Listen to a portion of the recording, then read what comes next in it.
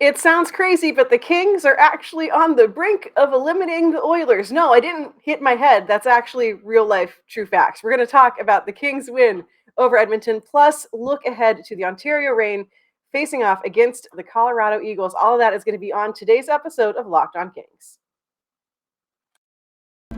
You are Locked On Kings, your daily podcast on the Los Angeles Kings, part of the Locked On Podcast Network, your team every day.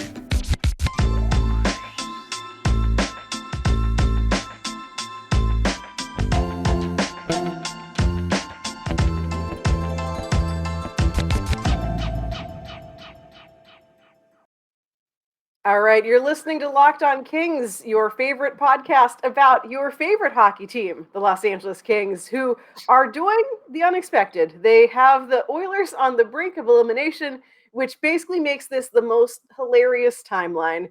We're going to talk about that on today's show. We're going to take a look forward at the Ontario Reign facing off against the Colorado Eagles in the next round of the AHL playoffs. And to do it all, we've got friend of the program, Reign aficionado, TJ Tynan defender, Jay Foster here to join us to talk about our teams.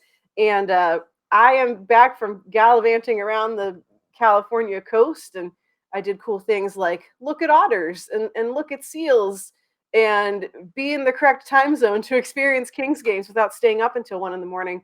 So really a great time was had by all, and very excited to talk about the Kings beating the Oilers in a game that I sort of feel like neither team should have won.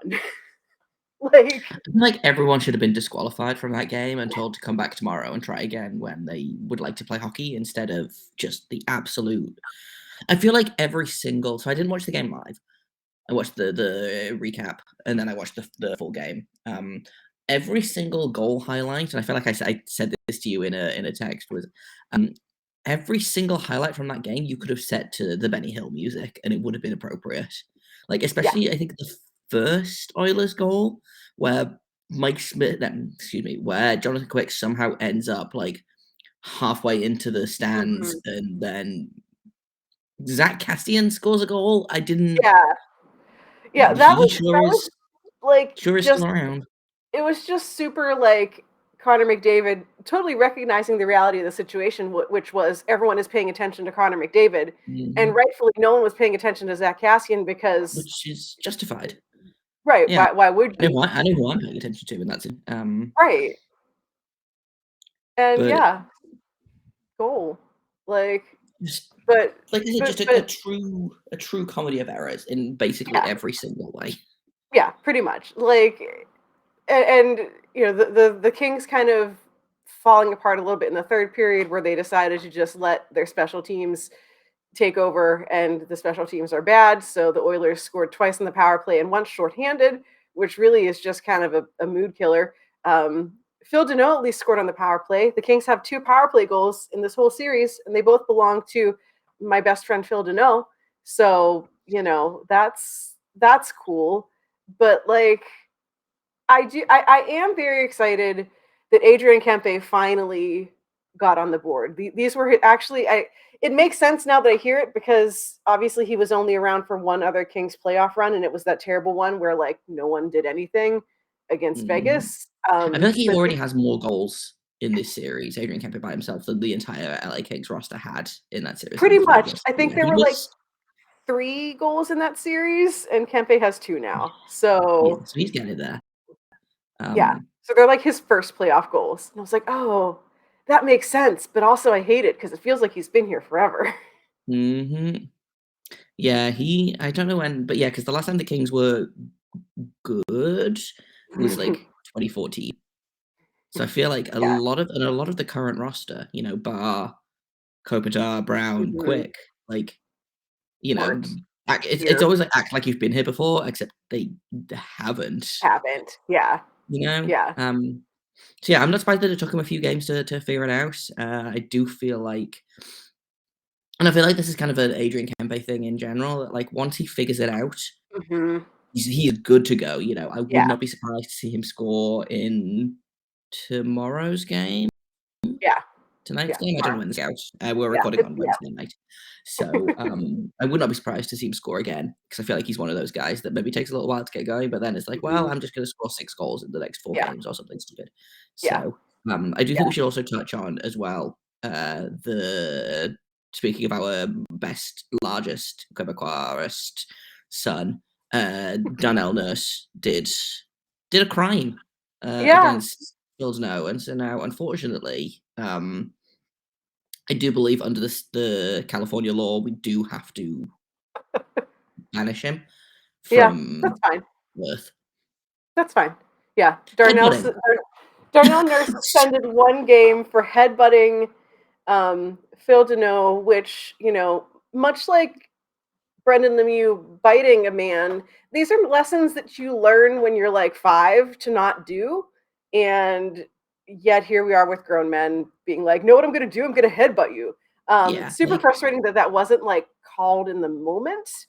Um, I think partially you know, because Deneau seemed okay after it. Like yeah, I watched it, so I watched it live, and I only really just kind of got, live at regular speed, and I only really yeah. just kind of caught it before the camera panned away. But then when Hmm. you watch it afterwards, it's like slowed down and everything. Obviously, the headbutt happens, and then Deneau kind of like his head goes Yeah, back, and then he kind of yeah. recovers. And I think if he hits the deck, then Hmm. that's probably called. But I Yeah, think because it seems like such a non-event, I wouldn't be surprised, and especially because I think there was like more shenanigans going on around them as yeah. well. I I mean, wouldn't this be surprised this if the whole referee was just game like, listen, this is a was normal shenanigans. shenanigan, not like Yeah, a grown man headbutting another grown man. yeah, just super normal. And I feel like this game and the last game, the previous game was the one where at the very end, like 6 dudes ended up with 10-minute misconducts. This game had, just I feel like the third period, like, was any of it played at even strength? Like, not really. They also fined Zach Cassian for cross-checking Sean Dursey, Which which again, feels I like, feel like that should be punishable by California law. Like, how dare yeah, you? That is right, our like, best boy, our smallest son. How right, dare just you? What do go. you even do, Zach Cassian, check and mooch off of Conor McDavid? That's Which, by the about way, it. it's I still think, hilarious, and I yeah. wasn't going to bring this up, but it's still hilarious that they are teammates now, considering Zach Cassian legitimately tried to murder Conor McDavid Mhm, in like mhm. his rookie season. Yeah. Yeah, totally. But they're cool now. They're cool now. He's setting them up for Yeah, goals and hockey's everything. so dumb. Yeah, it's all good. Um, there was a stat, and of course now I have lost it because I am the person who has 400,000 tabs open on their computer. Who will RIP keep my you company computer. if not for all of these But tabs? right, they're my emotional support tabs.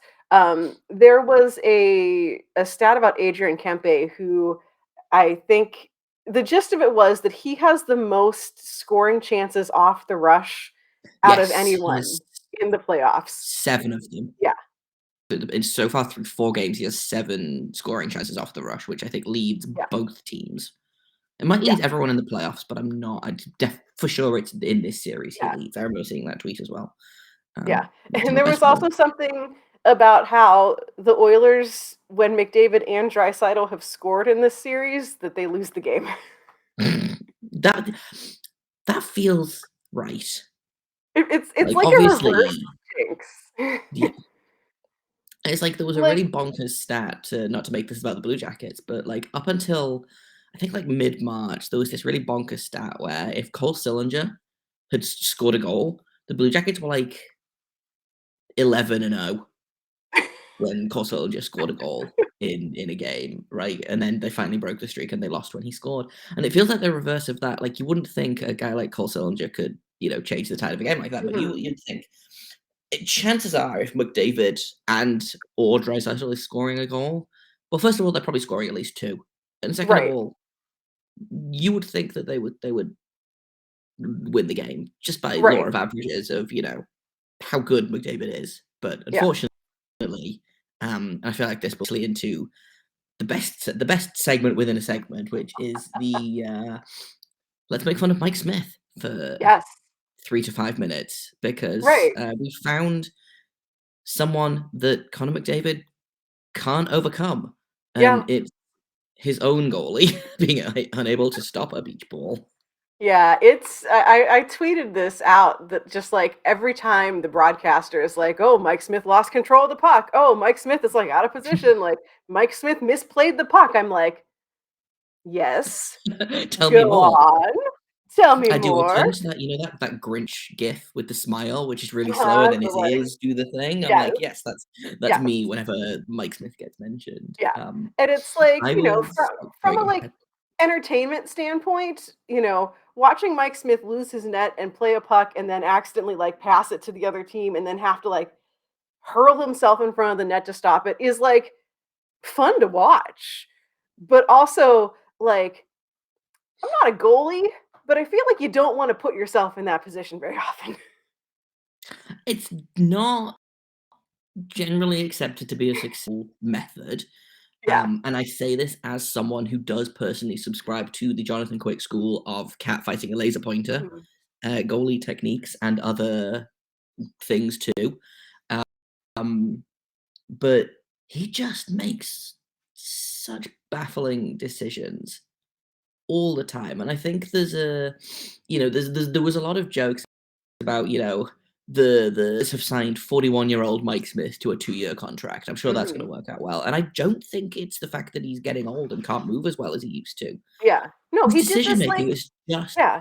bonkers. It is just Yeah. absolutely, it makes no sense. I don't get it. And I Yeah. don't understand. I mean, Yeah. I don't He understand did the anything about the same Oilers, but stuff. like, especially Mike Smith's decision making. Yeah. Yeah. He did the same stuff. Like, that's what he's known for is being the puck handler. Like, he did the same Mhm. nonsense in like Arizona. And, He'd been doing this nonsense for the past 25 years or however long he's been in yeah. the NHL because he's a million Yeah. years old. But man, Just I just I like don't less. I don't know why Edmonton didn't go out and get a goal. We need to move on. We can't we can't keep talking about Mike Smith on this Locked On LA Kings podcast. I don't understand why the Edmonton Oilers were like, we don't need to go out and get a goalie. We are No. perfectly happy running with 41-year-old Mike Smith and Mikko Koskinen, who has been only okay. I actually quite like Mikko Koskinen. Unfortunately, he plays for Edmonton, which Right. is where goalie development goes to die. Yeah. And he has had all of his spark and potential beaten out of him Yeah. by the fact that their defense is like the corpse of Yeah. Duncan Keith and That's it. who else? The And Darnell Nurse, who is Darnell suspended. Nurse, who is suspended now. Darnell Yeah. Nurse is the only competent defenseman who they will not have for the next game. Yeah, good move. Good move. Get yourself suspended for the game your team could be eliminated on. And I think you mentioned a great thing Mhm. that'll wrap this segment up, which is the corpse of Duncan Keith. If you watch the overtime goal that Adrian Kempe scores, it's like the Simpsons thing of like you can see the exact moment that his heart breaks kind of thing. You can Someone see the tweeted a exact series moment. of screen Yes. caps that was like Yes. Adrian Kempe approaching Duncan Keith, Adrian Kempe drawing level Uh-huh. with Duncan Keith, Adrian Kempe skating past him as he Mhm. spins uselessly Yes. like Duncan one of Keith those on the ice. children's toys, and then Adrian Kempe Yes. scoring a goal. And Yeah. it's the caption was something like, I think you can pinpoint the moment Duncan Keith realized he's been hooped by Adrian Kempe, and it Yeah. just Just sorry, but perfect. like 10 years ago, Duncan Keith. Oh Unfortunately, yeah. they Yeah. don't have He 10 years ago Duncan Keith. They have no. They have 37-year-old Duncan now. Keith, or however old he is. Yeah, it's Just rough. you love to So, see it. yeah, you love to see it. Anyone with like, animosity towards Chicago, I feel like that was a great moment of like just it was beautiful to watch. Brings a tear to the eye to watch, Yeah, 10 out for Yeah. making Duncan Keith look silly specifically, but also 10 out of 10 on beautiful boy Adrian Kempe scoring the overtime game winner. Yeah.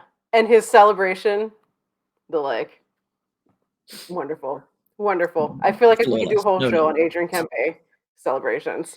But we'll talk about the rain next. There will be plenty more Kempe content to come because I'm sure he's gonna do something cool in the next game. Fingers crossed that it goes fun and good. But we'll talk about Rock Auto real quick before we get into talking about the rain. And if you don't know what Rock Auto is, well, if you have a car, you probably should know what Rock Auto is. Or if someone in your life has a car, which is probably all of you, you should know what rockauto.com is. If you are looking for a great place to get car parts, replacement parts, cool things to add on to your car to make it more exciting and fun and, you know, car-ish. RockAuto.com is a great place to go because you can get basically anything you want for a great price, and it's super easy. It's super like quick. You don't have to leave your house. You don't have to put on pants. You don't have to talk to anybody, which are really my like three main qualifications for things that I want to do. You can go to their website. It's great to just go and browse around. You can put in the make and the model of your car. You can see exactly what parts they have and see the great low prices available for all of these cool car parts. So go and explore their website today and find the solution to your auto part needs. You can go to rockauto.com right now, see all the parts available for your car or truck. Right, locked on and how'd you hear about us box so that they know we sent you. Amazing selection, reliably low prices, all the parts your car will ever need. RockAuto.com. And now we turn to the AHL because the Reign are getting ready. Tonight, Wednesday, they begin their series against the Colorado Eagles, which is the series I wanted the least. Yeah, I was looking at the. So it was either going to be Colorado or Henderson because of the way the seeding fell. No, apology. We pull up the Pacific Division is so the AHL is stupid as a rule for the playoff Yeah, seeding. they reseeded, like the Pacific Division reseeded for the next round. So Yes, so Stockton faced lowest. So Stockton is facing the lowest of the three seeds that went through in the first round. So hang on. So the first round was Ontario versus San Diego. Ontario was the highest seed. They won. Colorado versus Henderson. Colorado was the highest seed, and they also won 2-0. And then Bakersfield versus Abbotsford. Bakersfield also won. They are the fourth seed, I believe. So the seeding goes in that order. It is Stockton, Ontario, Colorado, and Bakersfield. So it's 1 versus 4, 2 versus 3, which means we have to face Colorado, which, like you said, is the series that I least wanted, with the exception of maybe Abbotsford. If Abbotsford had somehow managed to pull off an upset on Bakersfield, I feel like they had given the Reign a lot of trouble in the regular season. But yeah, it would have been a case of I don't actually think it would have mattered who came out of that series because of the way the seeding works. Colorado and Henderson were both above Bakersfield and Abbotsford, I believe. So it would have been Colorado or Henderson, and honestly, Henderson would have been the more favorable matchup. Colorado is a pain in the butt to keep it PG. And like the interesting thing about Colorado is, you know, I pulled up their roster just to kind of get an idea of what's going on there. Colorado is just full of a bunch of dudes. Like It is a very look, dude-heavy roster. yeah, it's a bunch of guys who like Kiefer Sherwood, Dylan Sakura, Jason Megna. A lot of these guys are people who've been around for a while. Dennis Gilbert's been around for a little bit. They do feature former Kings prospect Roland McKeon, who leads the team in playoff scoring at the moment. But this is just like Colorado's in that place where like they don't have a ton of high-powered prospects because they're all in the NHL and they keep doing the good team thing where they trade away like prospects and futures to make their NHL team even more terrifying. But like there's no one on this team that I'm like, oh, you. Not But you. right. However, I will say, I was looking, so I was doing a player preview for Field Pass Hockey and looking at the season series between these two teams. So couple of I would say fun stats, but they're not fun stats. They played 6 times in the regular season. Colorado won 4 of them. They played 5 times in the month of April, and Colorado won 4 of those 5, including the 8-1 win. Don't talk about. And yeah, this is a bunch of dudes. However, both Kiefer Sherwood, who is leading the team in scoring led the team in scoring for the season with 75 points in 57 games, and Dylan Sakura, who had second place with 73 points in 60 games.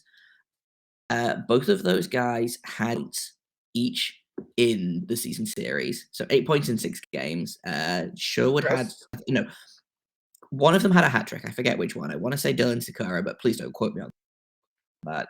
Kings fan / Rain fan. So those two guys specifically, like on the surface, I'm like, yeah, that's just a dude. I am familiar with the Sakuras and the Sherwoods because both of them have brothers who were or are in the Columbus system for a little while. But yeah, I remember looking at and being like, Kiefer Sherwood is leading this team in scoring, I guess.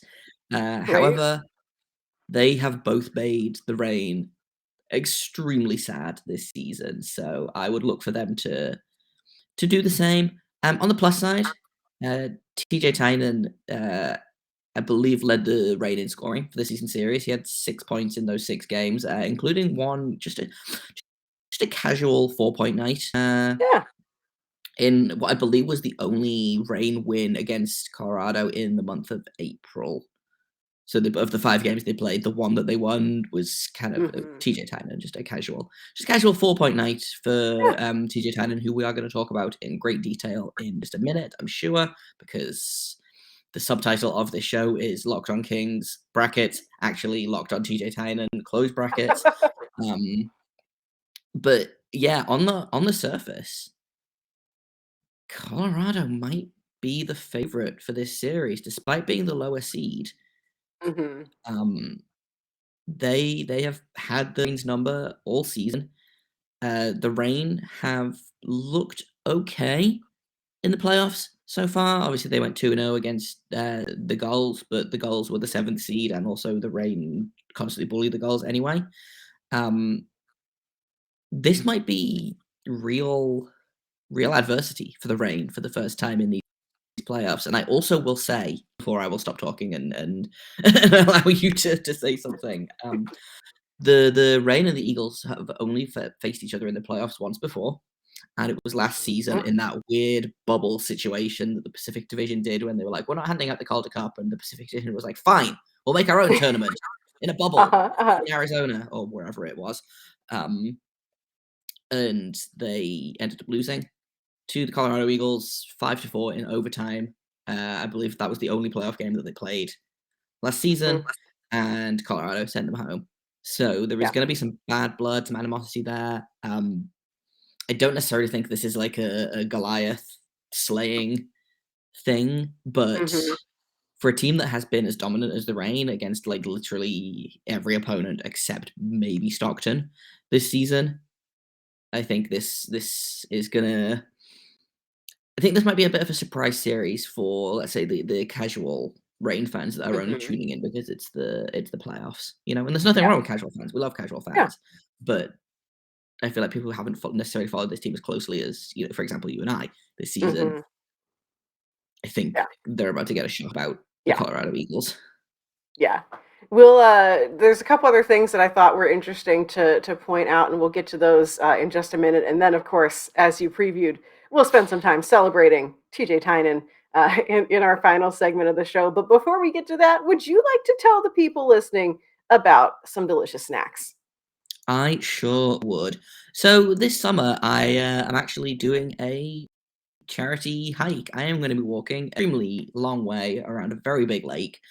And I will be bringing snacks with me because when you're walking that much and it's going to be sunny, you need a bunch of calories, but you want to eat the right kind of thing. You don't want to take a bunch of candy bars and, last time I mostly took granola bars and then a flask of Jaeger bomb or whatever it is, Jägermeister, because of reasons.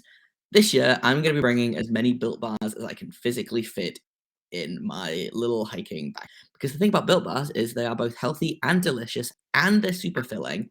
They're covered in 100% real chocolate, and you don't have to sacrifice the taste for health. With Built Bar, you can have both. They figure out how to make it taste good, and then they make it healthy instead of the other way around. So you don't get that kind of gas store like the waxy texture, the peanut butter doesn't taste like peanut butter, the mint tastes like toothpaste. Like you don't get that with Built Bar. It tastes like what it's supposed to taste like. And here's the best bit about Built Bar. Well, okay, no, there's two best bits about Built Bar. I discovered today that there is a new flavor of Built Bar coming, which I personally am extremely excited about. They have these Built Puffs, which are kind of a marshmallowy, delicious, soft bar, also covered in 100% real chocolate, and they are bringing out a white chocolate birthday cake Built Puff. Which I believe is just going to be like a big birthday cake flavored marshmallow covered in white chocolate. And hey, like who wouldn't want that? But if you want that, you can go to build.com. All of the Built Bars your little heart desires. Here's the best bit though. If you use promo code LOCKED15, you can get 15% off your order. Once again, that is built.com. Use promo code LOCKED15 and you can get 15% off your order. I mean, now I just want to think about birthday cake puff. Like, I know what I'm doing when we're done here, and it's called going It to is going to build.com build.com, yeah. to investigate my options. A couple of other things that I noted that I wanted to point out about this series, which again I also think can be, you mentioned like last year it was the 5-4 overtime game. I feel like we might see a lot of that. This might be a who can score the most goal. I mean, obviously the whole point of hockey is who can score the most goals, you win the game. But like, this feels like a I feel like series. every Yeah, game in it's this just series could be a more competent version of what we watched the Kings do last night. yes. I was just thinking that, like, and also the same like wild mood swings of Oilers shut the Kings out like 6-0. Kings shut the Oilers out. Like, I feel like we could also get that same vibe from this series, and I think something that's going to be pretty crucial for both teams really is going to be special teams. Again, much like the Kings, although the Reign actually have a competent power play, which is something the Kings sadly don't know anything about. The Reign had not only the best power play in the league this season, but according to John Hoven, the mayor, he reported that this was actually the best power play in AHL history, which Oh, I did not know that. That I makes didn't sense, either. Yeah, but but man, yeah, why?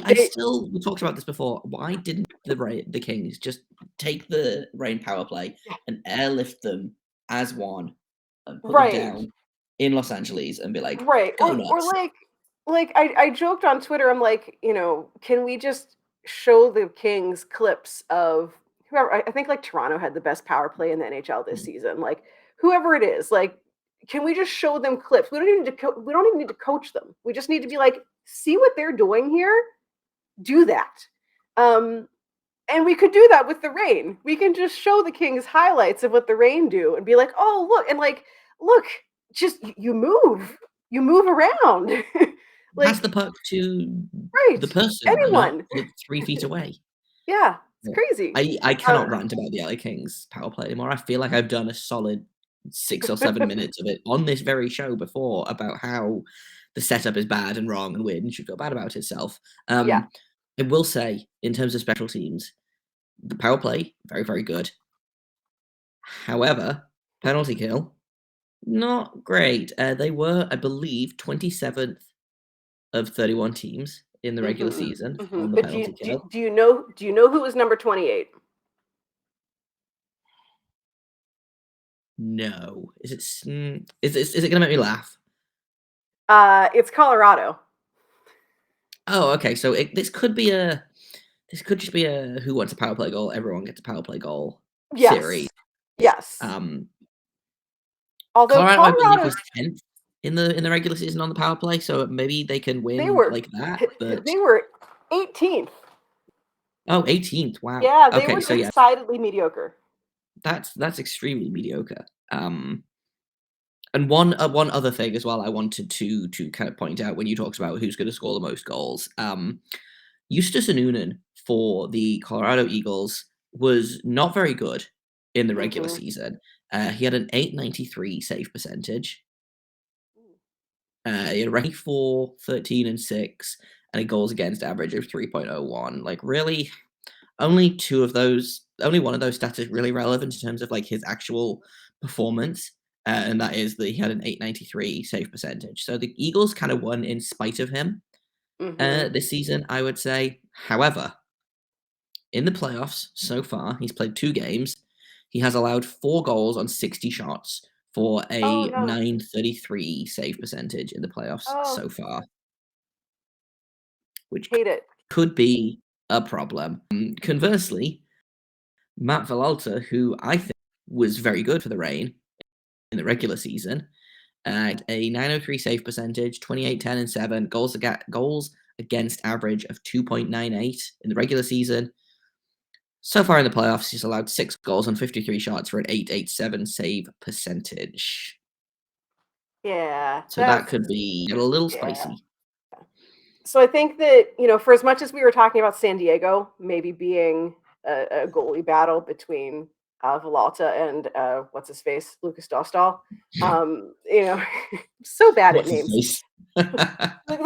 That guy. Honest or This Jason, could you said also that. be like that's fine. This could also be a goalie battle, but kind of in the other way of more of a like who's not going to allow 6 goals every game instead of who's shutting things down. And Villalta, I think this season is maybe the most consistent I've seen him be. He definitely in the past has been prone to being the guy who's like, "Oops, I gave up a shot on the first goal or a goal on the first shot I faced." And I feel like there's been a lot less of that this season. Although how much of it is him and how much of it is the team in front of him, I don't really know. But it seems like he's settled down a lot more, and so or maybe he just has needed some time to kind of like settle into the series, to kind of get the feel of playoff hockey to see, to hopefully be a little more reliable for this series. Yeah. And the But thing about the AHL playoffs as well is that obviously they're up to 5-game series mhm, now, but that first round was a 3-game series, and sometimes a goalie can get hot for like yeah, well, goalies can get hot for an entire playoffs. Kings fans yeah, understand this. They were shown quick in 2012. Um, but like 2 games, I don't think is unreasonable for a goalie to be mhm, like, I'm gonna have back-to-back amazing games, or I'm gonna have yeah, back-to-back games where I just poop myself from yeah, start to finish. yeah, Um, I don't think either of these stats is necessarily representative of who these goalies are. Um, mhm, so it could, yeah, like you say, it could be a challenge of which team doesn't allow 6 goals. yeah, yeah, Which again, just to kind of reiterate, this series is just going to be a slightly more competent version of last night's yeah, Kings Oilers game. yeah, Which, if you like mess, tune into yeah. the rain, I guess. Yeah, it's all gonna be fine. It's all gonna be fine. Yeah, I'm both looking forward and not looking forward to this series. It does kick off tonight, Wednesday, in Colorado. Like you said, these are a 5-game series, but because the AHL likes to save on travel for non-regional kind of opponents, the first 2 games are going to be played at Colorado. The last 3 games, however many are necessary, are going to be played in Ontario. So you get the home ice advantage. You just get it kind of on the back end of the series, which Yeah. I guess I is wondered choice. if that was a rain decision. Obviously, as the higher seed, they could decide whether Mhm, to do the home ice first or not. Because I was looking and I was like, wow, they could potentially be coming back to Ontario down 2-0 in this series, and then mhm. they've got to win every game. Like that is a brave Yeah, move to pull. But yeah, I guess it makes sense yeah. that they don't do like 2 games in Ontario, then 2 games in Colorado, and then if Mhm. they have to do another game in Ontario, blah blah blah. But My favorite is they do this with San Diego a lot, and I'm glad that like we don't have to endure this year because we eliminated them already. They have in the past done 1-1-1-1-1. oh, I hate Like, that. yeah, they just if you're basically in driving distance of each other, sometimes they do that, Yeah. and it's 'Cause, very I mean, San obnoxious. Diego's what, like 2 hours Yeah, from something like that. Ontario? That's too far to drive every other day. Yeah, And I don't know if it's that's me coming from a person who is like, "Oh, a 15-minute drive? No, thank you." But 2 hours after 2 hours to a game, driving back that night, and then doing the same thing 2 days later sounds like yeah, hell, especially no. if you are a very tall hockey player crammed onto what is Mhm. probably a very uncomfortable bus. Yeah, it's a lot. It's a lot. First home game for the Reign is Sunday, May 15th. So if you're in the area, I highly recommend going out to watch a Reign game in person. They are always a good time. And we're going to close today with talking about our most valuable player, TJ Tynan. who, listen, we called it here first. We did like a whole episode basically talking about why TJ Tynan should get the MVP award for the AHL, and they listened to us. They named him MVP. He is now just the 5th player in league history to win back-to-back MVP awards. He won it last year with, surprise, the Colorado Eagles. He was part of that organization, so he's also going to be, back facing his old team in this round. The last time a player won back-to-back was Paul Gardner in 1985 and 1986, basically before any of the people on this team were born. Which I hate. Yeah, aging is a hellscape, and also everyone on this team is a child except for like Brett Sutter. Yeah. But yeah, TJ Tynan. We did a whole episode on should it be him or Andrew Podorowski, and apparently the league listened to our very good opinions and Obviously. extremely convincing debate points, I thought. And yeah, I think it's well deserved. I'm not going to rehash the whole what makes them the most valuable player, because you should just go listen to that episode of Locked on Kings. But I think, as good as Martin Ferk and Jarrett Anson-Dolan have been this season, how good that top line has been, I can see an argument in giving it to Podorowski, who obviously hit the century mark for the first time in like a bajillion years. Tynan was 3 points behind him with, I think, 11 less games played, and he did it without having Stefan Nason on his wing. Yeah. Sometimes it's You just deserve this. Sometimes it's just a really easy decision, Yeah. Yeah. There's a couple stats in the AHL's like press release article about the naming of TJ Tynan as MVP that I think are both like mind blowing and also I think speaks to why he won this award. He scored an average of 1.58 points per game, which is the highest for any skater over a full AHL season in the last 15 years. 84 assists, tied for third most in a season in AHL history. He went consecutive games without an assist just twice all year. He had 32 multiple point games as opposed to 11 games with no points. He had a 13-game assist streak that was the longest in the AHL since 2012. He factored in on the scoring of 49 power play goals for the Reign, 46 assists, 3 goals. And they point out, this is the thing that like just totally this is my favorite little blows stat my mind. 12 AHL teams did not score that many power play goals all season. 49 power play goals he was involved in. And it noted in here, like I said earlier, the Reign set an AHL record for efficiency on the power play, 27.5%. So this is just a monster season from a player who has always been very, very good at this level. And, he joins players, some of the more recent AHL All-Stars include guys like Tyler Johnson, Jason Spezza, Dan Carr, who's I think over in Europe now. Like, just some of these guys are just, very, very good at this level. But I think TJ Tynan has blown all of his past competition out of the water with the season he's had this year. So, very good. Very good to see him do this. Even if he wasn't on the Reign, he's a player who I've enjoyed watching his career after covering him in Chicago. So I'm glad he achieved this with us. Here. As someone who kind of I wasn't covering the team then, but obviously he was on the Lake Erie Monsters champion team. And I remember being so sad when, I don't remember if they traded him or if he just left in free agency but I remember being so sad because he went to Vegas, I think, the Vegas organization, and that's when he played for the Chicago Wolves, obviously. And so yeah, I've kind of followed his career, and now I'm so happy that he's succeeding, and also that I get to cover him as in this kind of historic season that he's having. Yeah, and he definitely has obviously a ton of postseason experience, like you said. One with the Lake Erie Monsters. He went to the finals with Chicago in 2019. So as we're as we're looking for the Reign to go on this playoff run, he has a lot of valuable experience in the room to bring. What are the dogs' feelings on TJ Tynan? I don't find out. Hey Jack, do we like TJ Tynan? Do we like TJ Tynan?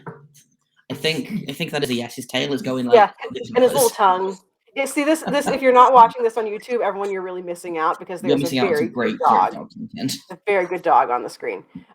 So yeah, I think that's a great place to leave it. Congratulations to TJ Tynan for being awesome, and hopefully he can help lead that awesomeness and lead that Reign power play through this matchup with the Colorado Eagles. I think it'll also be really cool to see him beat his old team. That's always fun. So we'll see how it goes. That series again starts tonight. The Kings' next game against the Oilers is tomorrow. So we've got just lots of hockey all day, all the time coming at you. So that is it for today. Thanks so much for tuning in. We're going to see what happens. Jay, for people who want to hear more from you, want to read about the Reign, or, just experience your great thoughts and ideas, where can they find you? So you can find all my written work over at fieldpasshockey.com. You can follow me over at FPH Reign, which I do not tweet from as often as I should, but it exists. Honestly, the best follow is probably my personal Twitter. That's where all of the Kings thoughts, the Reign thoughts. I can't in good conscience recommend paying attention to the Blue Jackets because they are a constant disappointment, but all of my Blue Jackets and my Cleveland Monsters thoughts go there as well. There's also going to be some very good dog pictures going up there. At some point, also a picture of a really good cake that I bought today. So you can find all of that at _Jacob Foster, JAKOB FORSTER, and you can find Locked On Blue Jackets wherever you find Locked On Kings. If you, like me, hate joy and love to be miserable by your sports team. Yeah, it's just suffering all the way down. You can find me on Twitter at Right Said Sarah. The show's on Twitter at Locked On LA Kings. The show is, of course, available wherever you get your podcasts, also YouTube. Just, pull it up on your favorite app of choice, search for it, subscribe to it, hit the notification button so you never miss out on a future episode. And make sure you keep listening as we follow along with the Kings and the Reign as they continue their, on the one hand, improbable, on the one hand, incredibly probable playoff runs. That's it for today. Thanks for listening. And until next time, this has been Locked On Los Angeles Kings, part of the Locked On Podcast Network, your team every day.